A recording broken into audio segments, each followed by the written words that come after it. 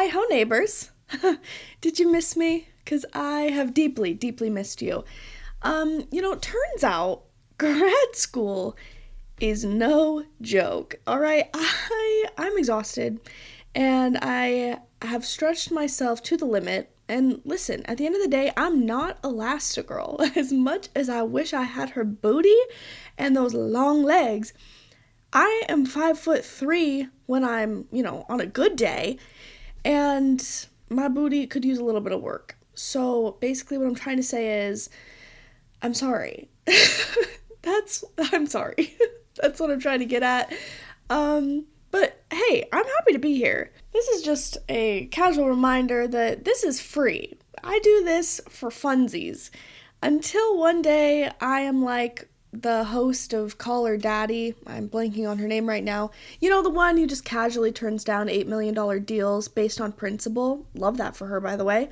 Until we're at that point, I will absolutely be getting you a weekly episode. But now that my life is a little hectic, little out of control, there's zero guarantees on when these episodes are going to be coming out. But hey, the option is still there. If any of you want to offer me any sort of money, compensation, any of you happen to know some sort of podcasting group, the media, anything like that is like, you know what, Nikki's gonna go big, so we're gonna invest in her now, and they would like to hire me an editor and then just pay me a salary, I will jump on that so fast. It would be crazy. You'd think my feet were attached to a trampoline. Okay? None of this is making any sense, but it doesn't matter. I currently should be studying for my finals. That's what I should be doing. That's what I was doing no less than 5 minutes ago, and then I think my brain melted and I was like, I can't do this for one more second. I can't. And then of course I decided to go on Instagram and just, rot my brain out, but that didn't feel good either. And I was like, you know what? No, I need to talk. I need to chit chat. I need to yap. So here I am. Turned on my mic and thought I'd say hello from the dark abyss that has been my homework and studies.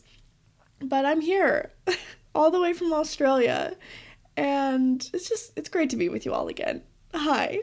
In case you forgot, this is Life According to Nikki. Are we kidding?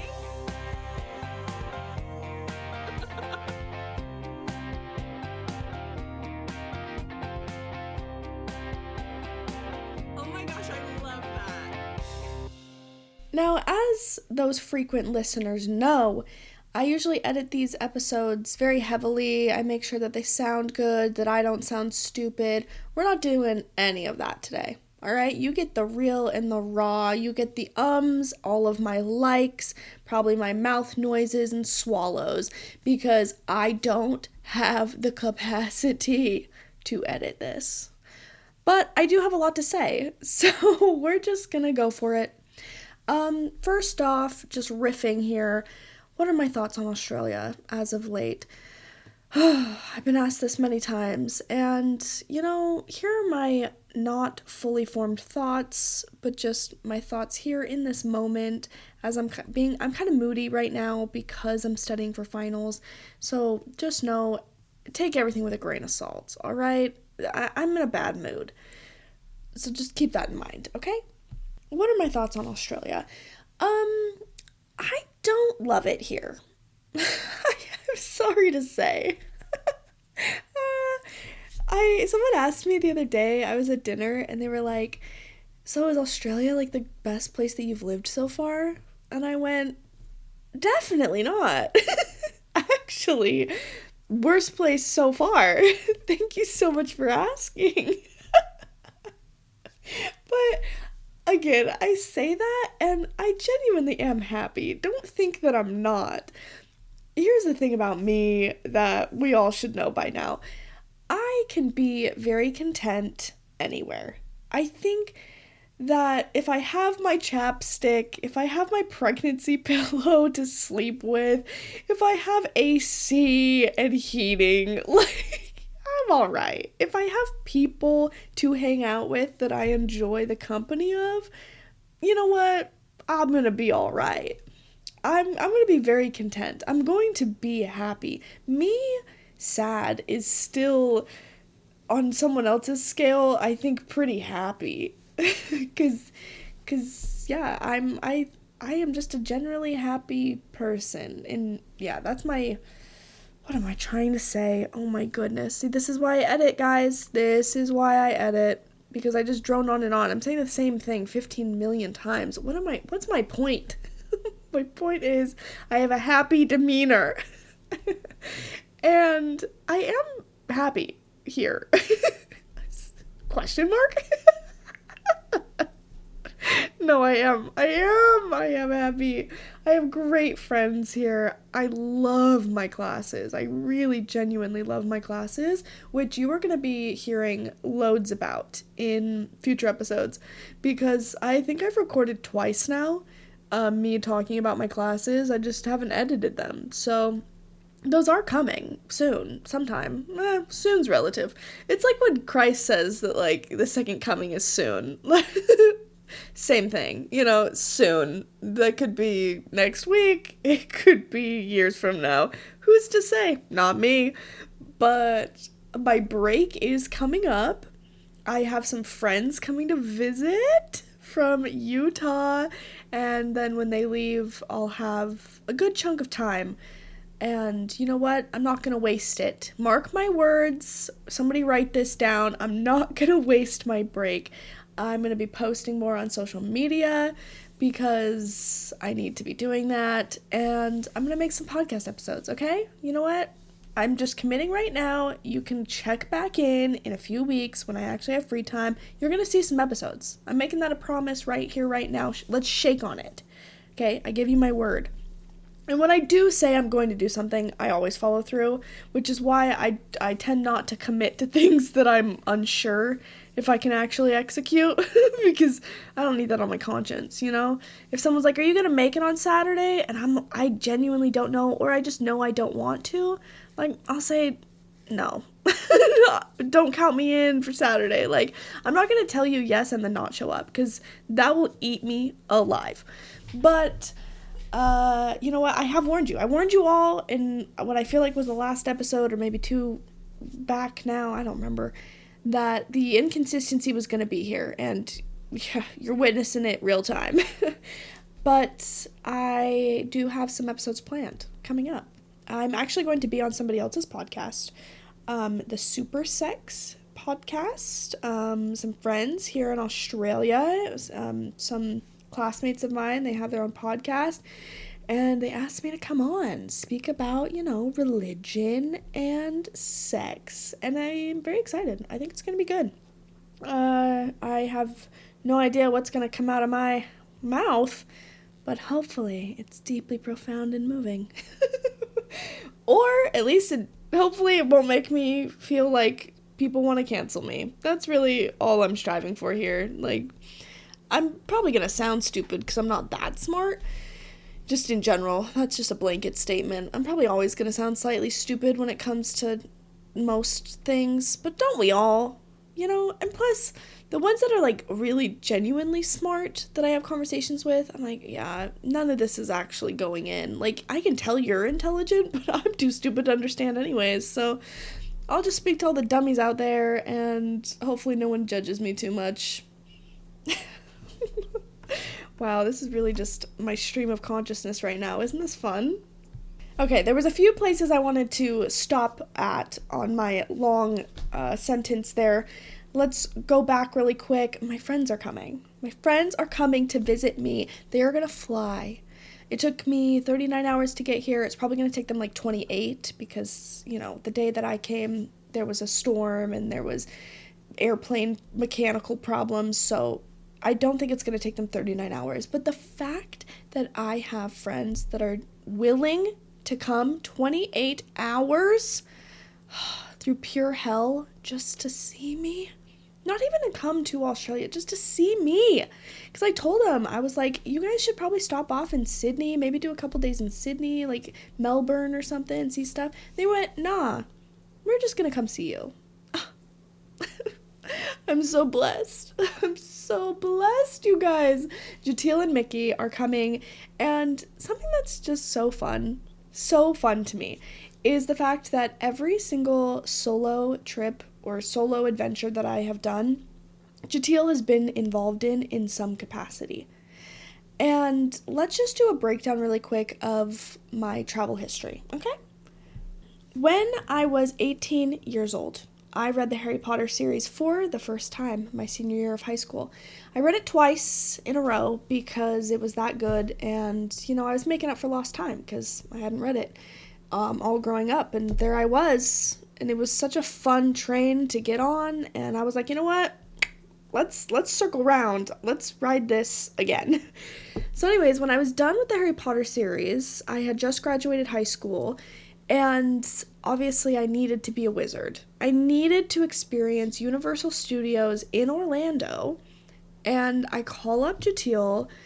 I don't even think I said hi on the phone. I think I literally just said, yo, you want to go to Harry Potter World with me? And she said yes immediately. Zero questions, because that's the kind of friend Jatil is. Get you a friend like Jatil. Actually, Jatil, I'm sure, would be happy to be friends with you because she is an amazing person. But don't steal her completely because she is mine. But my friend Jatil is absolutely the type of person that you want to vacation with. You want to go on a trip with. Because she's down for anything. She is so chill and awesome in any sort of like emergency situation or stress situation. Like, she just handles herself really well. She's never ever going to add any additional stress to any situation. She's very good at just being what the moment needs, Whereas I don't think everybody has that, myself included. I think I am who I am in every situation, and I'd like to think that, I can adapt a little bit, and I think in some situations I can, but Jatil, she is like a little chameleon, or an octopus, actually, I think is a better one, because they can, get small, they can get big, they can change colors, they can move around, they're strong, they're so intelligent. That is my friend Jatil. Yeah, she's incredible. And I called her up when I was 18 years old, and I said, you want to do this trip with me? And she said yes. And she was like, yeah, I have a break in 2 weeks. So that day, for the very first time, I got on a website for flights, and I booked my own flights, and I booked the hotel, and, well, actually, I booked us an Airbnb, and I did a bunch of research, and I did all this stuff, and then 2 weeks later, all by ourselves, we flew to Orlando and went to Harry Potter World. It was so awesome. And it was also a great confidence builder to me. I think that 18-year-olds should do this. If you're a responsible, well-mannered 18-year-old, I think that's a great experience to go out and do something, especially a trip without your parents. Stay within the US, stay within, a couple states, but go do something either by yourself or with a friend. I think that is so great because it built my confidence that I can go and figure stuff out. I mean, I'd never taken Uber before, had to figure that out, which of course now it's not that big of a deal, because I've been doing it forever. It's not that difficult. But at 18 years old, leaving and going someplace new, 5-hour flight away in a place I've never been, that was really big. And I'm so glad that we did it. It was fantastic. So that kind of set off this jet-setting tradition that we have, because then a few short years later, I sent her an email when she was a missionary, and I said, hey, I need to know, right now, if you want to come with me to Thailand and Vietnam before I go to China. And she emailed me back a few hours later, once she had time on her P-Day. She was like, hold on, let me ask my mom. And then she said, yeah. And I think it was 19 days after she came home from her mission, we flew to Thailand together. Once again, this was a huge international trip. We had never been anywhere. It was just us. It was just us. And that was crazy. I am very type A, and Jatil can be type A if she needs to, because again, she's a chameleon, she's an octopus. She can be whatever you need her to be. But in these circumstances, I was always the planner, and Jatil was along for the ride. So we went to Thailand, we went to Vietnam for a week. I got so sunburned. And then I went to China, and she went back home. And it was amazing. And then I stayed in China.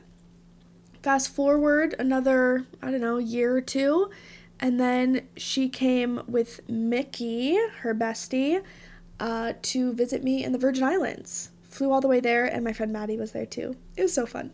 So had them all come. We went to Puerto Rico together. We spent a week just island hopping and having a great time.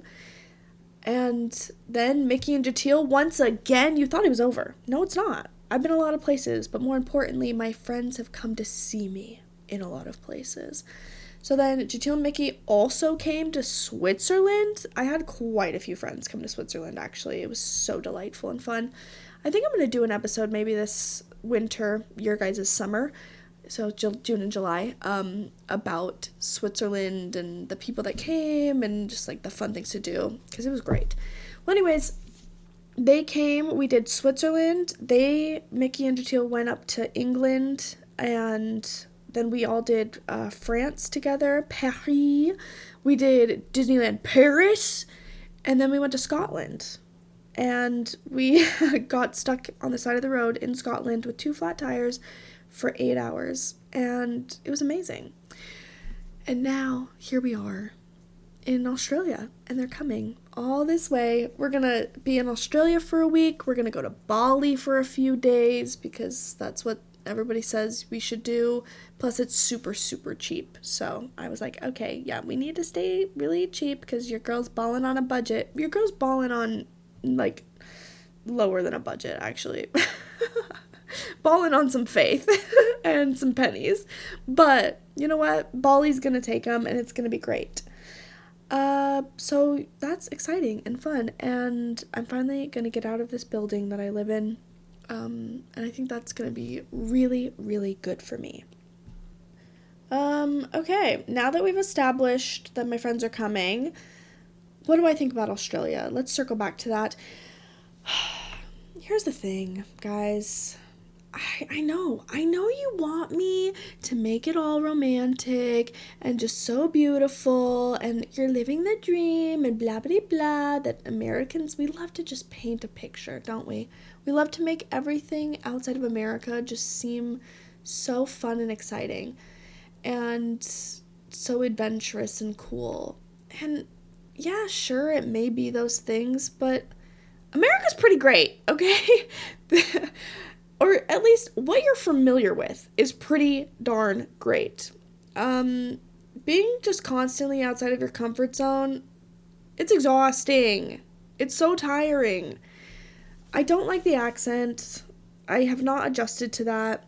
I said it before I even got here that I didn't like the accent, and I remember saying that we'll see if that changes. It's been almost 6 months, hasn't changed. It's fine. Like, it's not, I don't hate it. It's not nails on a chalkboard or anything. But it is much more difficult to understand than I thought it would be. And when we're talking honestly, when it comes to guys, I find in Irish, Scottish, English, really just the UK in general, much more attractive to listen to my ears than the Australian accent. It's not hot. It's not sexy. Don't let the Hemsworth brothers deceive you. That's not what they sound like. It's really not.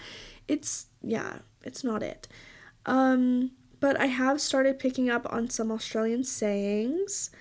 Can't think of any top of my head, but I have started saying a few things that are very Australian, and that's been kind of funny. Driving on the left side of the road, scary. Actually, terrifying. Oh my gosh, I forgot to update you guys on the absolute miracle that occurred. Okay, so I've been feeling very Rapunzel-ish, like locked in my tower type of situation, Stockholm Syndrome, that kind of thing, because I live here, I work here, I eat here at my accommodation, and although I do enjoy it. It'd be nice to like get out and see the world a little bit. I get out 3 times a week. Once on Sunday to go to church, once on Wednesday nights to go to church, because I am part of the Young Women's Organization. I'm in the counselor presidency, and then once a week to go pole dancing. So, obviously I have my two essentials, pole dancing and church, and that's it. That's when I get out. And then I walk to the store once every 3 weeks to get some basic snacks. And that's literally it. I haven't been to the main city that's like 20 minutes away. Oh, I lied. I also get out once every other week. I go visit my friend Courtney, and we do Tim Tam Slams and watch a movie. That's all of my socializing outside of my accommodation where I live. And I'm very grateful that I work here. It's really convenient and nice for someone that doesn't have a car to just go down the elevator and boom, I'm at work. And I just walk to my classes and everything is within, like a 10-minute walking radius. But it has felt very isolated. And the bus system here is absolute garbage. So, yeah, that has not been great. But don't worry, a miracle occurred. So it was kind of funny because I was actually crying a few weeks back. I was just upset. I couldn't figure out why though. I was just, when you feel like you're on the verge of tears all day and you're like, I don't know, is my period starting soon? But it wasn't. I was ovulating. I wasn't about to bleed. And so I was really curious, like, why do I feel like crying? What is my problem? And all day long, I just felt kind of on the verge of tears, and I couldn't figure out why. And then that night, I was just sitting with myself and kind of, just in a prayer-like state. It wasn't anything like, I don't know, official or, I wasn't like arms folded or anything. I was just kind of sitting there meditating and being like, what is wrong? Why am I upset? And I realized I was just missing home. I was just missing comfort and missing having all of my things and a culture that I know and people I'm used to. And I was just missing a lot of things. And I realized I was feeling the gravity of missing them more than I have before because I don't have that here. Like, I had a lot more in Switzerland and in China. Like, I was out and about and doing things. And here I have my people, but since it's all within that 10-minute radius, it feels smaller. And I was like, oh, I just never get out of this building. That's my problem. That's why I'm upset, is I haven't seen anything. I feel like I haven't done anything. And I just feel claustrophobic. So anyways, I have like a good little cry, and my bestie Lucy gave me a hug, and honestly, I felt significantly better. I was like, okay, we're fine. I'm fine. I just needed to figure out what was wrong, and once I knew what it was, then I was okay. I was like, oh, that's all right. You know what? This is something I can handle. This is just the way that things are right now, and that's okay. It's okay to be sad. It's okay to not love your circumstances. That's okay. And to me, just voicing it and recognizing it and looking at it, I don't know, just putting a name to it really helps me personally in my processing and making me feel better. Nothing really has to change necessarily. It was kind of what the conclusion I came to was like, well, these are my circumstances. There's nothing I can really do about it. And that's all right. I'm going to radically accept this. As Emily taught us, recall to a past episode, I'm just going to radically accept my circumstances. And I did, and I felt so much better for like 2 days. And then I saw a message on Facebook from a person in my building, and they said like, hey, there's this girl that has a car that she's looking for someone to look after while she's gone to work on a farm. So anyways, I was like, huh. So I reach out, and boom, all of a sudden, I'm on a phone call with this girl from the US. She's been living in Australia for the last year and a half, just like traveling around, doing work visas and stuff. And she has this car, and she needs someone to look after the car while she's gone because, drive it as much as, I want. She was going to give it to some backpackers, but she was worried about how many miles they'd put on it. And anyways, it just was literally straight from my heavenly parents. It was just God was like, "Here, my daughter, you were crying the other night and I saw your tears, and here's a vehicle." I didn't even ask for it. I didn't voice that. I accepted my circumstances and I accepted that things were just going to be the way that they were and I was going to be happy in them. And for 2 days, and I was like so accepting of that. And I was going to continue like that, for the rest of time. And I just think that that's such a beautiful thing that I accepted it, was happy, felt content, shared my gratitude for all of the things that I do have. Because that is something I did that night, is after I realized what was wrong and what I was upset about, is I wrote a list of everything that I'm grateful for, about my circumstances, that the exact circumstances that were upsetting me. I was like, you know what, there's always gratitude that can be found, so let me find it. And I just like made a list of everything that I was grateful for, and I was like, I'm just going to switch my focus, and that's how I'm going to accept this. So, I don't know, maybe that helps rather than me just, like, vaguely saying, like, I radically accepted it. Like, no, I did some things. I wrote things down, I expressed my gratitude, and I decided and made a conscious choice to focus on the gratitude and what I was happy about. So, anyways, two days later, got this incredible phone call and did a FaceTime, and it worked out so great. And now, guys, I have a car. I have a car for 100 days, and it's amazing. I'm so, so happy and joyful about the whole thing. Oh my gosh, isn't God just so, so good? I mean, it's ridiculous. I get here needing to find a job, and what happens? I get three. I get three jobs that one of them isn't even like a job that was supposed to be offered, but only happened because someone was pregnant and like needed to go on maternity leave early. Like, it was just the circumstances in which I have found myself in are nothing but a miracle. Like, you cannot tell me and convince me otherwise. You can't tell me that this isn't God.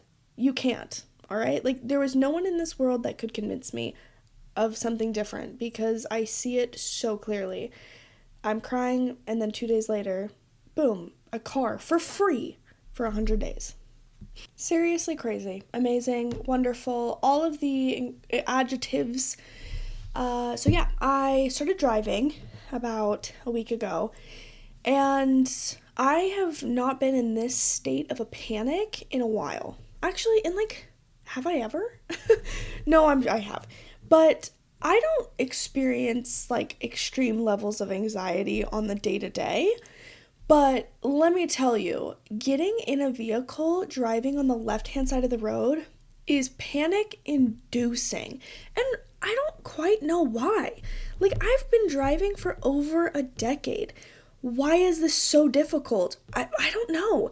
But everything being on the opposite side, it really is such a brain switch. I think it's because I've been on autopilot when I've been driving for a decade now. I don't have to think about it. I just get in the car and I start driving. Like, every part of me is on autopilot, from the signaling to the checking the mirrors to staying in between the lines, turning. It's all no problem. I literally don't have to think about it. Whereas all of a sudden I feel like I'm 15 years old again learning to drive because none of this is intuitive. I don't know what the speed limit would be on this road. Like, if it's not posted, I don't just have some sort of intuition of what the speed limit here in this particular area might be because I haven't driven these streets. I don't know. And turning, they also have different lights. They have these 2-laned roundabout situations. Those are really scary and confusing and intimidating, and just constantly having to think about everything. You want to know what's gotten me the most? Is the fact that the blinker and the windshield wipers are switched, so it's opposite. So every time I go to indicate and I go to turn on my blinker, my freaking windshield wipers go. It's so embarrassing and also hilarious. So I've been practice driving with a couple friends. They've been in the car with me. And you know what? I've grown in my confidence. I went out today. I did an 8-minute drive somewhere and I felt pretty relaxed actually. So I think I'm getting there. Give me another week and I think maybe my autopilot will switch on, but I do still have to remind myself to like keep left when I'm turning, keep left, stay on the left side of the road. Yeah, it's hard. It's actually difficult, but once I accomplish this, once it is no problem for me to drive on the left side of the road, I do think I am gonna reach some sort of new level up as a person, as an international traveler. The only thing that I really need to accomplish that is on my list is I need to learn how to drive manual. So I'm thinking, let me get confident on the left side of the road first, and then I'm gonna learn how to drive left-hand manual.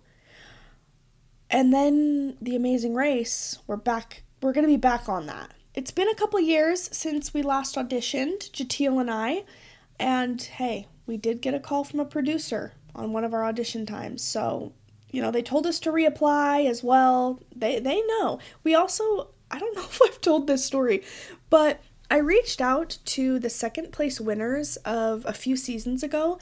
They were two dads from Idaho, and I was like, they're definitely members of the Church of Jesus Christ of Latter-day Saints. It was never said, but if you're a member of that crew, like, you can spot another person from a mile away.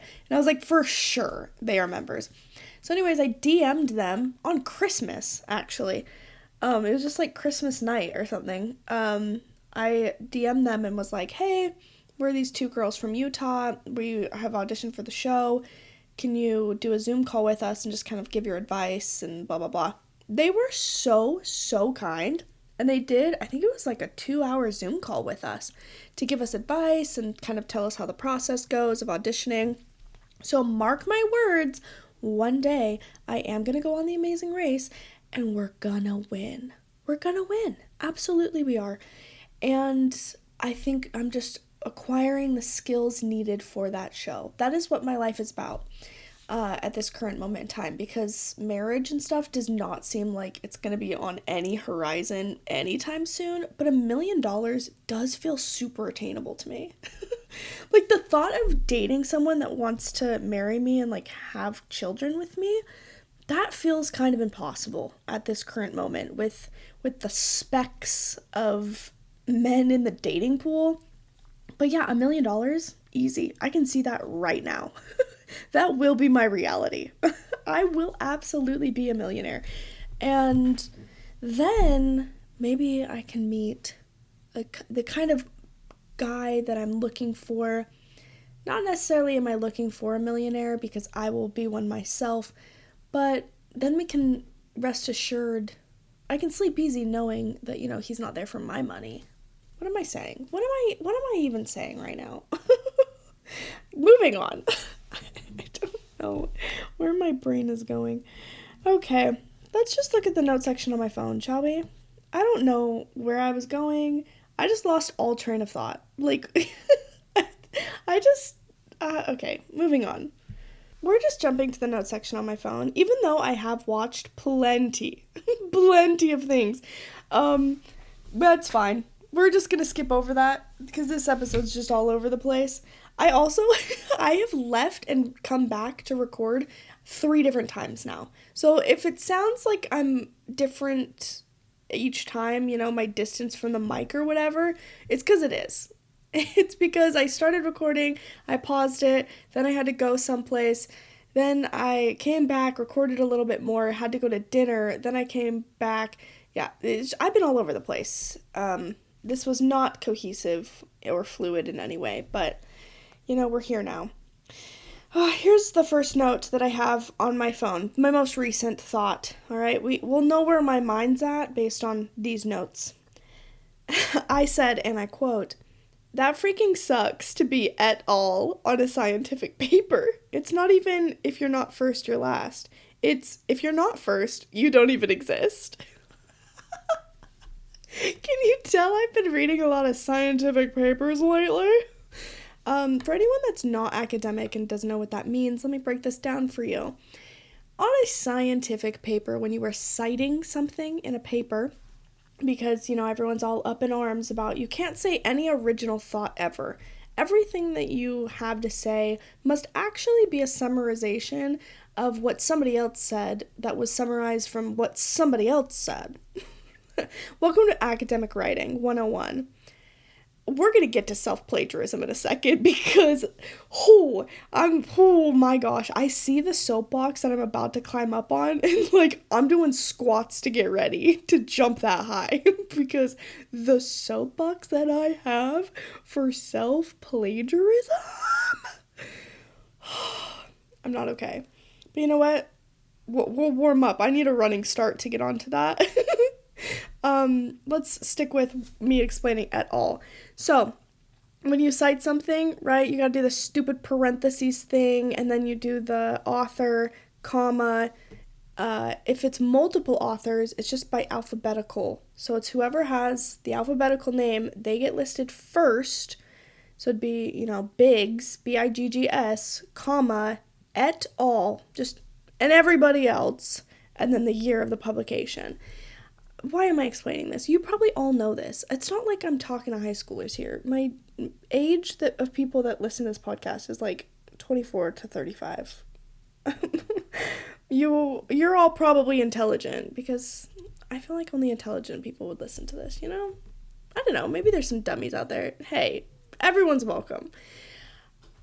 Once again, what am I doing? What am I saying? I was saying et al. I don't want to be in the et al. I just want to self-publish. I'm going to have to self-publish everything because don't be putting me in et al. I want Kelly. I want that first and foremost. I want to be somewhere summarized in someone else's paper. Put me in parentheses. Oh my gosh. Okay, I think I'm warmed up. Self-plagiarism. This is quite possibly the biggest load of crap. I turned in a paper the other day, and they have this stupid AI thing. When you turn in a paper, it's through a system called Turnitin. You upload the paper, and then it will give you a score of how much of your paper is coming back for plagiarism and AI usage. So it gives you a percentage, right? Anything below 25%, you're fine because it'll have just a ton of 1%, 1% from this, 1%. And all of your citations and stuff typically yield a certain percentage. So of course there's going to be at least a 25% error rate of, these certain 3 words together brought up a Google search, and so it's saying that you copied it from that person, but they're normal words that everybody uses. So there's a lot of margin for error on these machines. And it gives you a little box next to it to tell you if you're okay or not. So anything I believe under 25% is a green box, you're fine, don't worry about it. Then you have yellow, orange, and then red. Okay? Well, I uploaded a paper the other day and it had 52% plagiarism, which gave me a yellow box. Not good. Not good. You can get a 0 on a paper for, they take plagiarism very, very seriously at a university. That'll get you kicked out. You could, sexually assault someone and they're going to take forever on the case, be hey, listen, we need to hear all sides of the story. They're going to have all these policies in place and procedures and they're going to, believe the perpetrator, all this stuff. Sorry, I'm feeling very up in arms about it because I was just reading studies about sexual assault cases at college. But anyways, yeah, no, they're going to do all of that for, something serious. But plagiarism, you're kicked out of college. You're pack your frickin' bags. You're out of here. How dare you? How dare you? Number one, even think to not cite your source. But if you self-plagiarize, you're also kicked out. And that's where my 52% was really coming in. So I see 52% of plagiarism being flagged on my paper. And I was like, you're kidding me right now. I go to the details. 49% is self-plagiarism. Self-plagiarism. I hate it here. Okay, so I wrote a paper for a different class. It was beautifully written. I spent weeks on it. I had over 35 peer-reviewed sources to write that paper. I had an Excel spreadsheet with over 107 quotations, and like everything was very organized. So I wrote this beautiful, beautiful paper. And then I had to write another paper for another class on the same topic.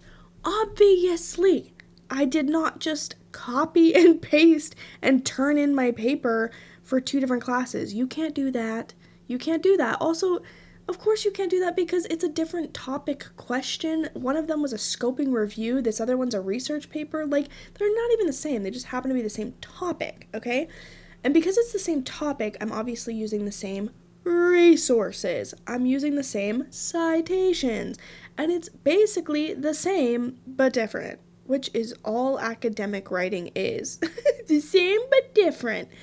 But apparently, because I wrote the other paper, it's flagging that I must have also written this paper, and heaven forbid my papers look similar on the same topic written by the same person.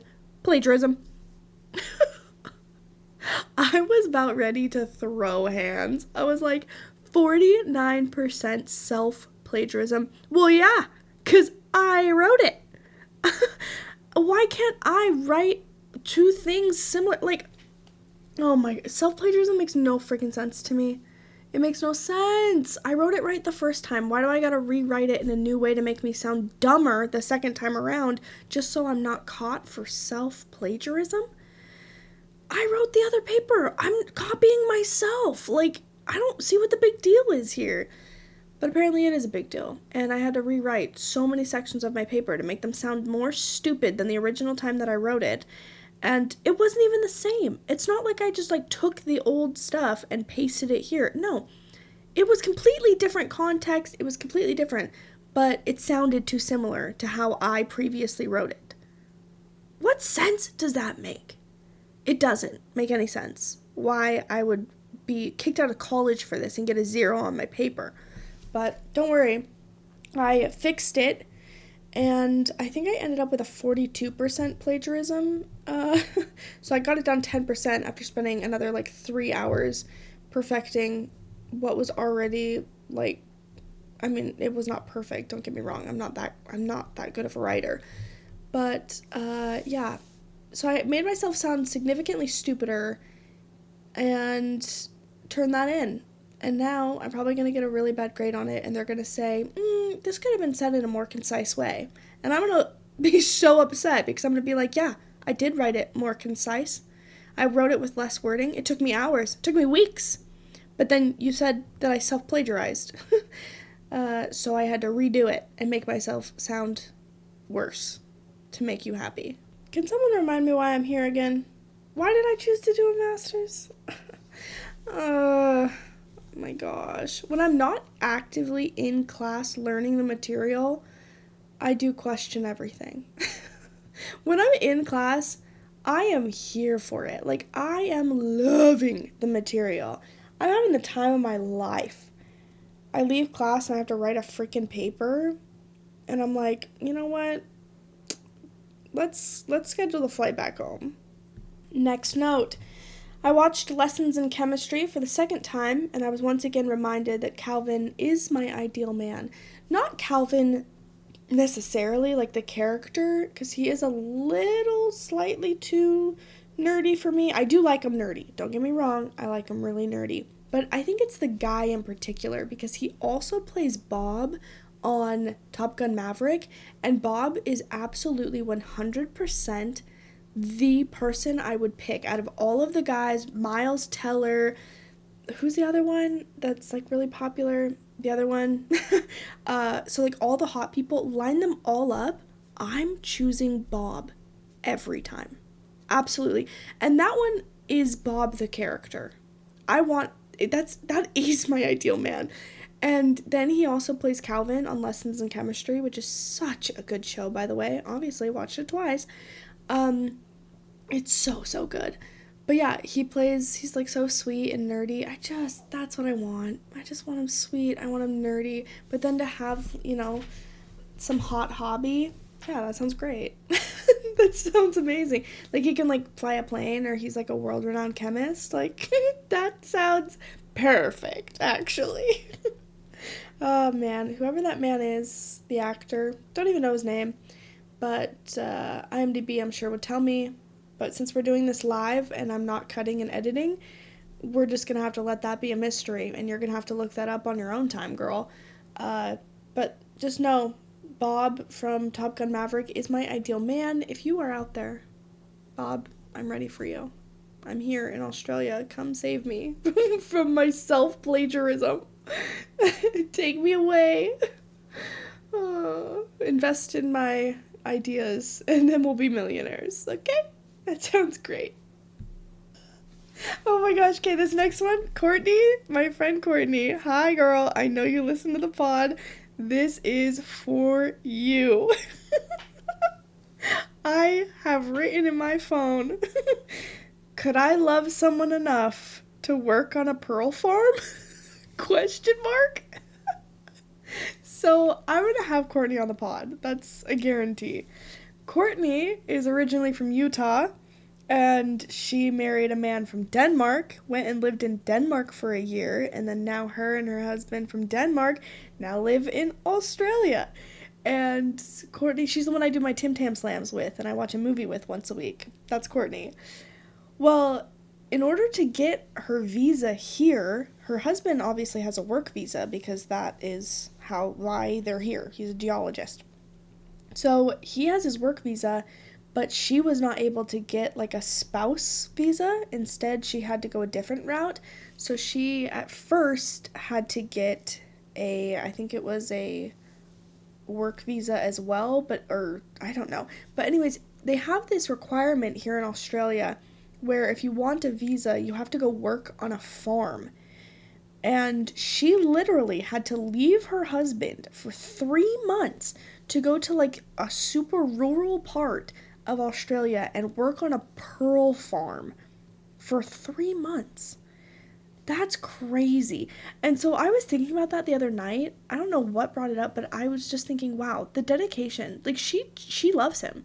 She loves him so much that she was willing to not only move away from America to go like live in Denmark with him, but then also when she moved once again to a new country and like had to start over again, she had to go to a pearl farm by herself as a married woman away from her husband, like very little cell service, had to get down and dirty and work on a pearl farm? That's crazy.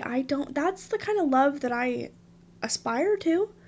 I would love to love someone enough that it's not even a question in my mind. Yeah, you know what, babe? I'll pack it all up for you and go work on a farm. I'm so willing to like move countries. That's not an issue. But a farm? Not even animals. Like I don't think I could do any sort of farm work. Yeah, no. Orchard. What am I saying? Orchard? Yeah, no. No, don't make me stay outside for longer than like 2 hours. That's not for me. That's not for my body type. My skin? Pfft, could never survive. Yeah, no, I am translucent. I am very white. My skin burns the second it makes contact with any sort of UV. Uh, you know, that would be the true test, actually. If I love someone enough to work on a farm to be with them, I'm down bad. Like that's freaking real right there. If I'm putting on some work boots, then I love that man with everything I am and more because I am not a farmer. So obviously I gotta pull in from some other place to get me to lace up them straps. Oh my gosh, no. But power to you, Courtney. I can tell you love your husband because you went to work on a pearl farm for 3 months. Could never be me. I don't know, maybe it could. You know what? Never say never, because I would love to be able to love someone that much. But I think my future husband, again, if you're out there, Bob, Bob, I'm talking to you. Please don't ever make me work on a farm, okay? I don't want to test our love like that. I'll do a lot of things, but probably not that, okay? Don't ask that of me. You can ask other things of me, but don't ask me to do that. Please. Next note. I saw the new Fantastic Four trailer and it looked like the worst installment yet to come, and honestly, the trailer was horrible. And, what more is there to say on that? Why are we, apparently there is more. I literally am about to move on and then I interrupt myself to make another point.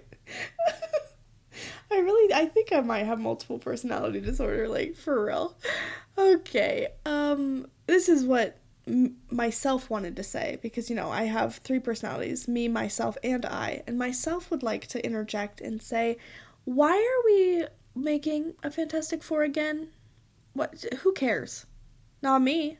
Not the general public. No one. No one cares. And why were the costumes? It looked awful. It looked terrible. The rock person looked disgusting. Okay, I know we have better CGI in 2025. I've seen Avatar.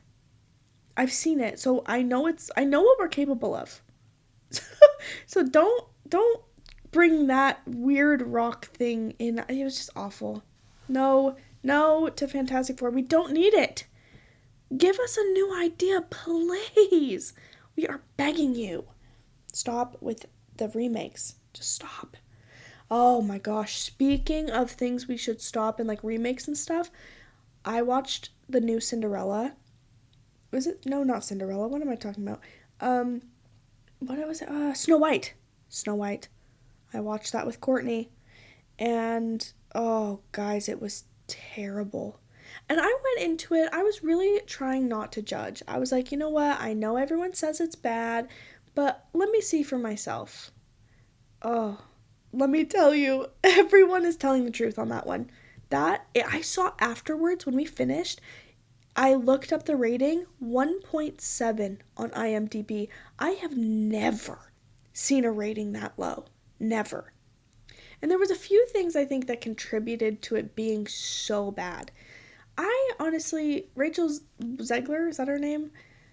All the drama aside, I don't really have like a super big opinion. I think she's young. I think she made some mistakes. I think the whole thing is a mistake. I think we're blaming the wrong people, is that what I think. I think we need to be blaming, what's that? A man.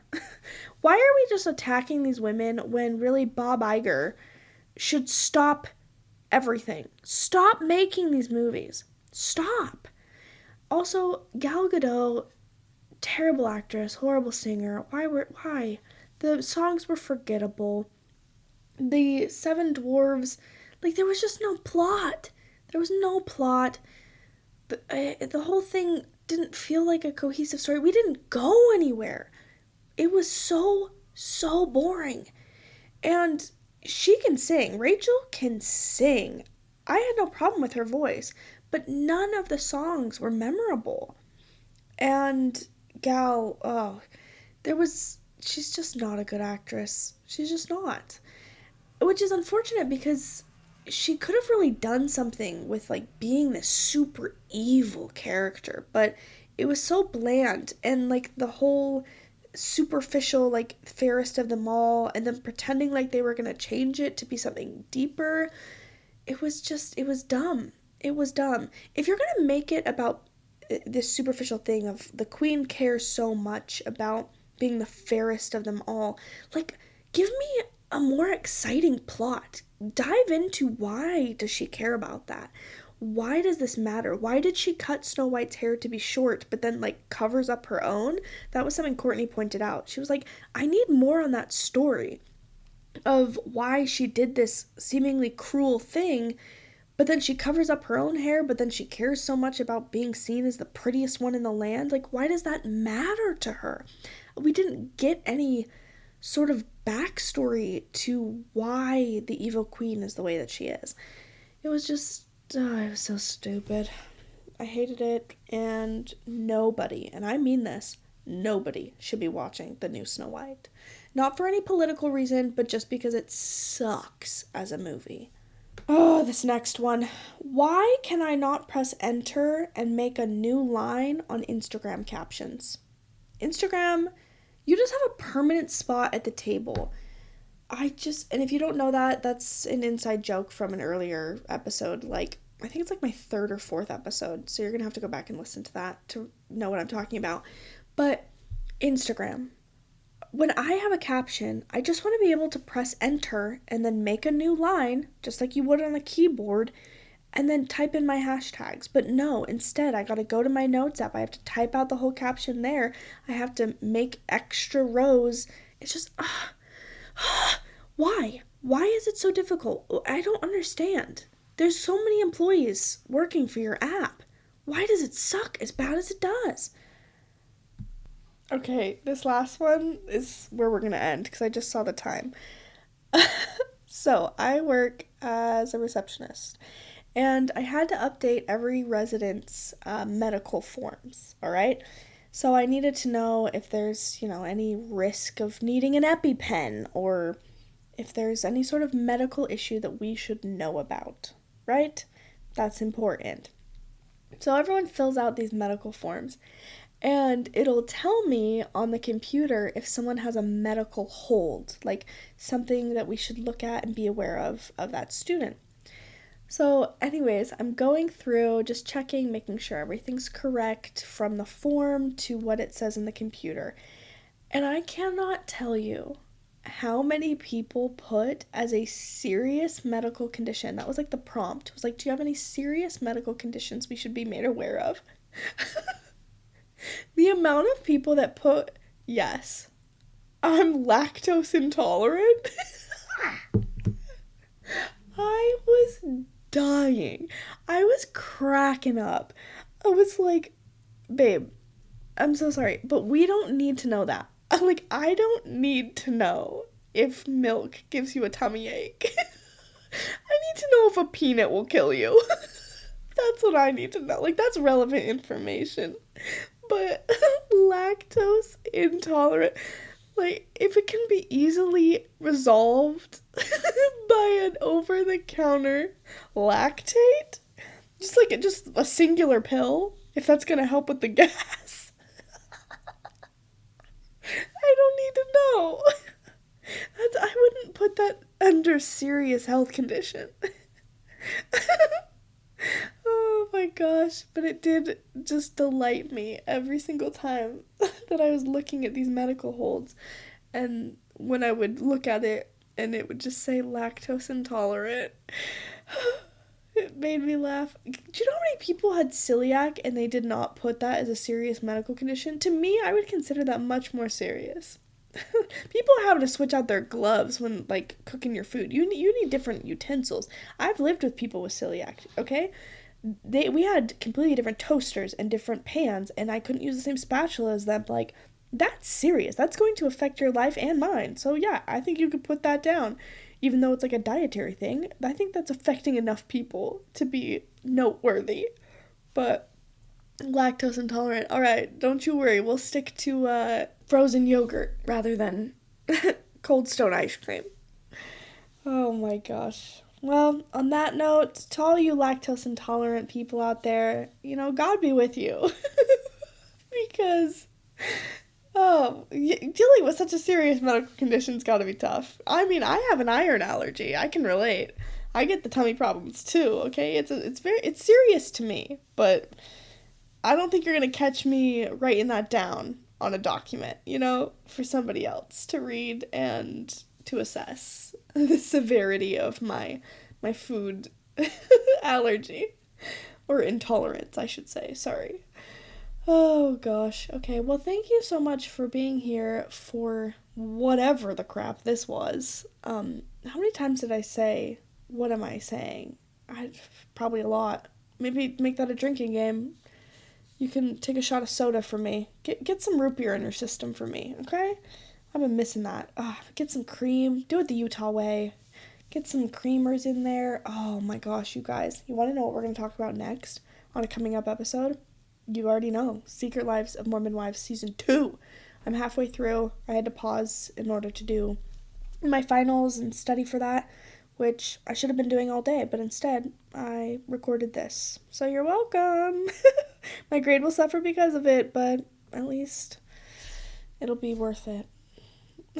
This is going out to the world.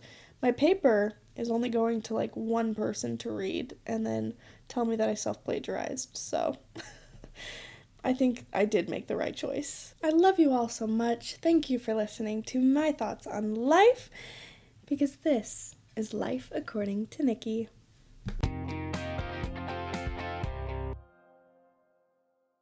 By the way, to anybody who listened to this as their very first episode ever, this was like your intro to the pod, just know this was not a great representation. I mean, it was, but it wasn't. You should listen to at least one other episode where I have spent 10 hours editing to really get a feel for what this is all about. But you know what? This is me and the real and the raw. So in some ways, maybe this is what you should have started with. And it's just best for all of us, because if you liked it, then we all know that you really like me for me. And I hope it was at least somewhat entertaining. But normally they have more direction to them. They're a little bit more thought out, slightly, like 5%. Okay, that's it. That's all I had to say. Bye!